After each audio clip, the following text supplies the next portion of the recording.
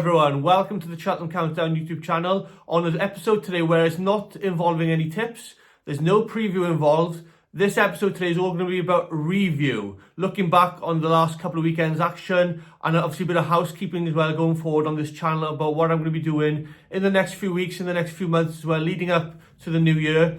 I have got some new features and content in line that I'm about to relay to you all and inform you all, and I've got some very exciting news about this channel going forward. So at the start of the second season on this YouTube channel, I really made a plan and a decision that I would love to be able to look back on weekends races and races during a week in the main meetings of a race week.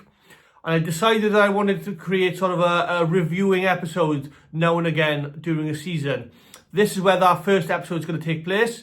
We're going to have a review episode looking back on how weekends races have been in the last couple of weekends and a couple of race meetings during the last week I should say. So we're going to now look back on certain races that have taken place, some horses I want to outline how they ran and how they're going to go forward, and obviously this is now going to be called the Rebound.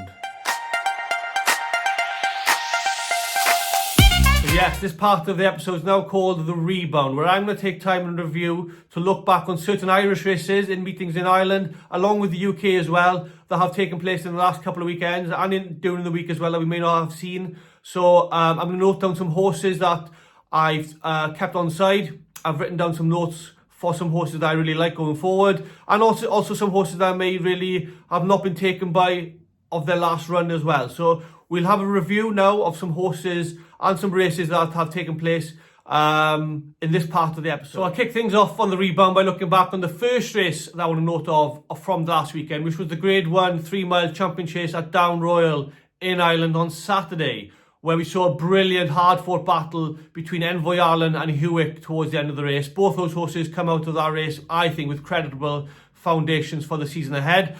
But it was the horse in third that I was really disappointed by, in Jerry Colombe, in my opinion, who never really travelled well enough as he usually does in his races on Saturday. He jumped okay, but didn't jump as best as he can be, as he usually does throughout his races.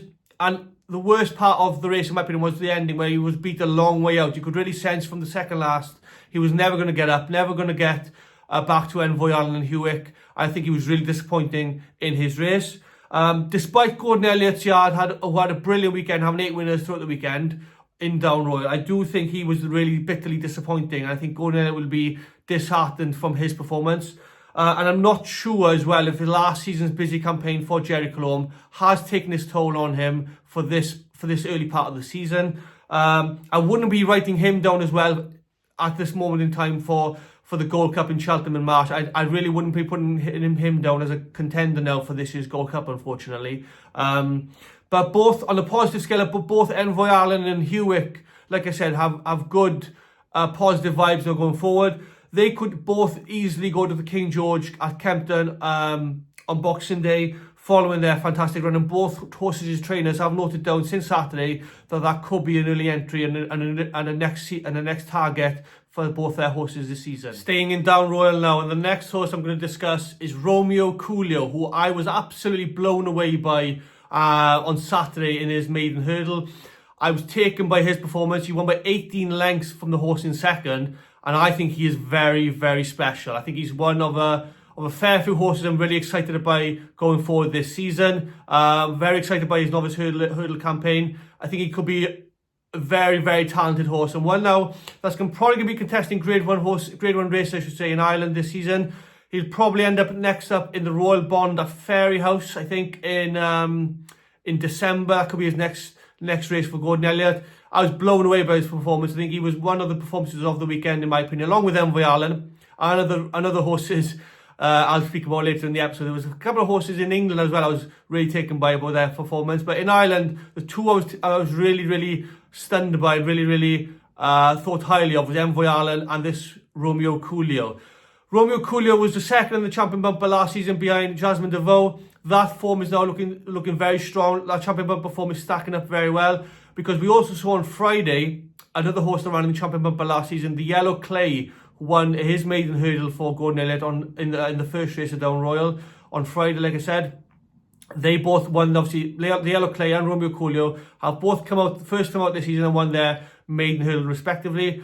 But the Romeo Kio, who canted home easily after in his race, won by 18 lengths, never looked in danger, and from 6 out, he took it up and never really looked back at all. His opponents may not have been the best, may not have been as tough as opponents he'll come across this season, but yet again, he performed really well at the highest in his race. He can only beat what's in front of him at the moment, and I'm sure, like I said, he'll be contesting Grade 1 races throughout this season. A couple more horses to outline from Down Royal again over the weekend was Firefox, who won his beginner's chase very well, jumped immaculately. I'm sure he'll be remaining in novice chases in Ireland until probably the Arkle at the Cheltenham Festival in March. I'm sure that's the race that Gordon will put him in come the festival. He's a very talented horse, Firefox. Ran well in the Supreme last season, and I'm sure he'll be one of the contenders for the Arkle this year. And Brighter Days Ahead, who won her hurdle race on Friday, beating King of Kingsfield again for Gordon Elliott, and Daddy Longlegs for William Mullins. Beat them both well against the Geldings for her first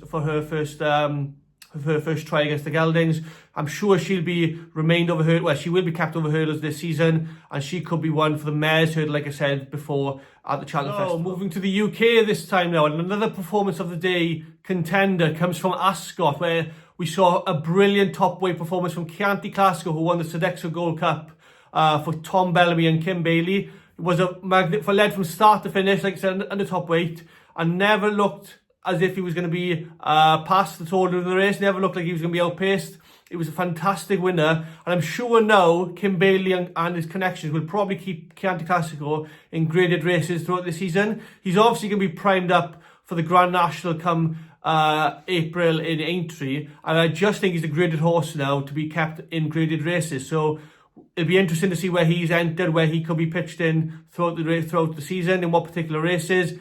He's definitely an out-and-out-stayer, and I think he's one of a top contender in the UK we have. Looking forward to the Grand National at Aintree in April. Incidentally, just to keep you guys interactive and interested as well, if any of you have any comments on the last couple of weekends' action in the last week or so that you want to discuss for me to relay in the next episode, the next video, I'd be happy enough to you guys to get involved. Leave a comment below for your horse of the weekend, for your race that you'd like to discuss. And also, I would like to know, in your opinion, which of the three was the best performance of the day in terms of Romeo Kio, Envoy Allen and Chianti Classico. I'd like to know which one of your thoughts, all of your thoughts, and which one was the best performance of the weekend. So drop a comment, leave a comment below, and I'll be sure to get back to you and respond to your comments. So like I said at the start of the video, that is the rebound section now done of this episode. I will make rebounds happening in each of my episodes going forward. Each preview episode will have a review section of the episode as well, so you won't miss a beat this season. All the Cheltenham news as well will be part of the episodes if there are any developments. But that is the rebound and the sort of review part of the episode done. Now, I did say at the start I have some news going forward on this channel, what I'm going to be doing in the next couple of weeks. We are, of course, in the month of November, and at the start of the season I did remind you all that each month from November to March I will have 2 Antepost picks for the Cheltenham Festival. I'm still not ready to give you one for the month of November yet. I have got 2 to give you before the end of the month. You will get 2 before November ends. But for now, I still haven't got one in my book yet. I don't have one ready to give you all at this moment in time. So I'm still looking. I'm still trying to find some value. It is tough finding Antepost value at this time of the season for horses in races at Cheltenham, at the Cheltenham Festival, I should say. But for now, I'm going to stick with nothing for this episode. I haven't got anything to give you. But you will definitely have 2 in the next few weeks before November is finished. And lastly, the last bit of news to give to you all on this episode today, I hope is the most exciting part of the video. If you stay tuned till the end, I'm going to be coming back with a video to you all every week now. 1 video per week up until the end of the year, up until the end of 2024.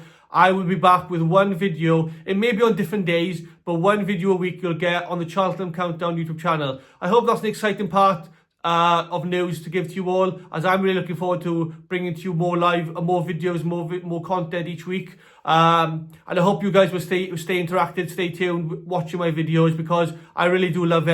I really am passionate about horse racing. So yeah, the exciting news to give to you all from the channel is that I will be coming back with a video each week on YouTube. I really hope you enjoyed this episode. It's been a bit of a mishmash episode really with the Rebound section of it. But I hope you guys understand what's coming forward now with my with the weeks ahead, with the months ahead. Obviously, you'll get some Antepost videos, you'll get some preview videos for weekends racing, and you'll get some Rebound episodes as well. So you've got all that to look forward to. I really hope you've enjoyed. Thank you so much for watching. Subscribe to get all the Cheltenham news as well. Don't forget, I'll be coming back with Cheltenham news each week as well if there are any developments.